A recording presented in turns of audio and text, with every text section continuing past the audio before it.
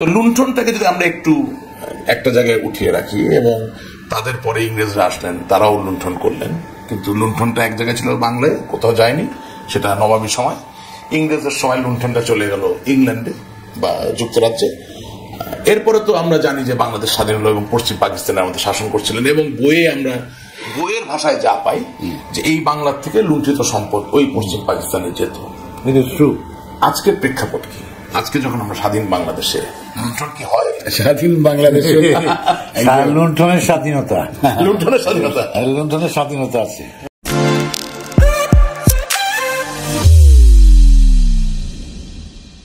একটা ছোট প্রশ্ন,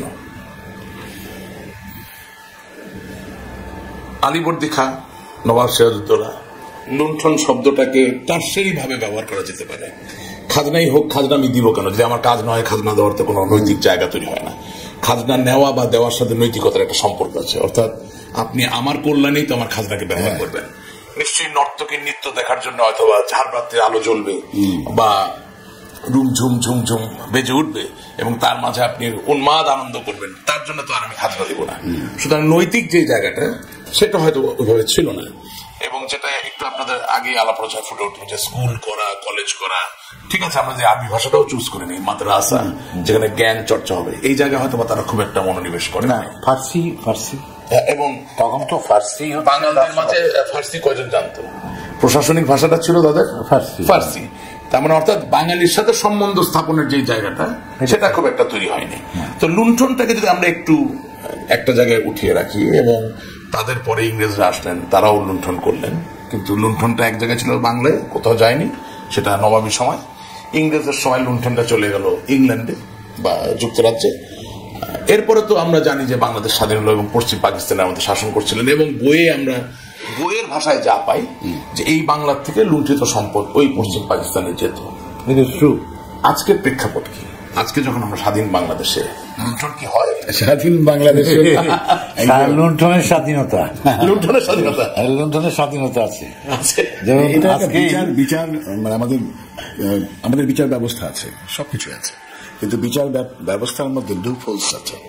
সেই সুযোগগুলো যারা, আর লুণ্ঠন আমার কাছে যেটা মনে হয়, এটা এমন একটা প্রবৃত্তি। এখন কখনো কখনো আমার মনে হয় যে ইংরেজদের লেগেসি তো আমাদের থাকার কথা ছিল না, তাই না? কিন্তু কিছু একটা আমরা পেয়েছি। জেনেটিক্যালি চিন্তা করলে ওরা তো আমাদের কেউ না, কিন্তু ওদের মতো লুণ্ঠন আমরা কেন শিখলাম? তার মানে আমরা কিছু ওদের মতো না, ওদের থেকে শিখে ওদের ছাড়িয়ে যেতে পেরেছি। ট্র্যাজেডি অফ লর্ড ক্লাইভ কোন জায়গায়, সে লর্ড হলো, জি, লর্ড হওয়ার পর তার ইমপিচমেন্ট হচ্ছে। কারেক্ট, ইমপিচমেন্ট হচ্ছে, ইমপিচমেন্টটা ঠিক আছে, আইনি প্রক্রিয়া, কিন্তু ইংল্যান্ডের অভিজাত পরিবারগুলো তাকে প্রচন্ড ঘৃণা করছে, একেবারে প্রত্যাখ্যান করেছিল। হ্যাঁ, তাকে কোনো দাওয়াতে গেলে আলাদা হয়ে এমনকি কোনো সরাইখানাতে গেল তার সাথে কথা বলতো না।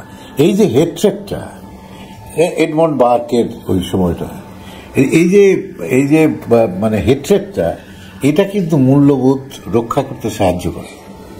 যেমন আমরা আমাদের বাল্যকালে দেখেছি 60-এর দশকে, 50-এর দশকে, একটা চোর বা একটা লুটেরা বা একটা খুনি, তার সাথে কেউ মানে আত্মীয়তা করবে না। হ্যাঁ, একটা করাপ্টেড অফিসার, হ্যাঁ, তাদের সাথে কেউ আত্মীয়তা করবে না। হ্যাঁ, এখন ব্যাপারটা উল্টো হয়ে গেছে। এবং এখানে যেটা বললো যে এই লিগাসি তো আমাদের পাওয়ার কথা না, কারণ আমরা তো ভুক্তভোগী, কিন্তু এই লিগাসিটা আমরা কেন পেলাম? এইটা আবার একটা মনে আছে যে অত্যাচারিত যে হয় সে যে কখনো অত্যাচারী হবে না, এটা কিন্তু আমরা বলতে পারি না। দেখা যায় উল্টা হয়, সেও যখন পাওয়ার আসে না, দাসরা ক্ষমতায় এসে দেখা গেছে যে সে আবার সেই এর মতো বিহেভ। তো এই যে আমরা স্বাধীন বাংলাদেশে যেটা হলো, একটা শ্রেণী তৈরি হলো বাংলায়। আমার নিজের যেটা অ্যানালিসিস, যেটা হচ্ছে এই শ্রেণীটা হঠাৎ করে ওঠা, এদের কিন্তু আপনি এলিট বলতে পারবেন না। সেই অর্থে পূর্ববঙ্গে এলিট তখন কিছু ছিলই না, এই 2-4টা ফ্যামিলি ছাড়া। হঠাৎ কিছু লোক উঠলো এবং তাদের প্রথম যে জিনিসটাকে তারা কেটে ফেললো, সেটা হচ্ছে এথিক্স, ন্যায় নীতি। এই শব্দগুলোকে তারা ভাবলো যে এইটা হচ্ছে জীবনের সবচেয়ে বড় প্রতিবন্ধকতা, এবং এইটা ফেলে দিয়ে আপনি যদি ফেলে দিতে পারেন, তাহলে কিন্তু আপনি অনেক কিছু করতে পারেন। যেমন হচ্ছে যে আপনি যদি মনে করেন আমার কোনো এথিক্সের দরকার নেই, এটা দরকার নেই, তখন হচ্ছে আপনি আপনার মানে চোখ তো খুলে গেল, আপনার তো কোনো ইনহেরিশন থাকবে না, আপনার কোনো কিছু নিয়ে আপনার সংস্কার থাকবে না। যেমন হচ্ছে আপনি একবার থাপ্পড় কাউকে মেরে ফেললে তারপরে কিন্তু কখনো হবে না যে এই হাত আর চলবে না, তখন তো শুরু হয়ে গেল চল। তো এই লুণ্ঠনের প্রক্রিয়াটা এরকম হচ্ছে দেখেন। আর খুব ভালো তো লাগে, আমি ধরেন এইমাত্র কফি খাচ্ছি, এখন কফির থেকে আরো ভালো কিছু যদি আমি যদি পেয়ে যাই সহজে, একটু বুদ্ধি খাটালি, তাহলে আমি ওটার দিকে যাব। এই অল্প সহজে বুদ্ধি খাটিয়ে টাকা উপার্জন করা অথবা সম্পদ আহরণ করার আমরা একটা সময় পর্যন্ত এগুলোকে আসলে পেট্রোনাইজ করেছি রাজনৈতিকভাবে। রাজনৈতিকভাবে পেট্রোনাইজেশন তো সাংঘাতিকভাবে হয়েছে। পেট্রোনাইজেশন তো ওখান থেকেই আসে। যেমন আমি আজকে আমার চট্টগ্রামে একটা সেমিনার ছিল, সেমিনারের বিষয়টা ছিল যে শিল্পীর নাগরিক দায়।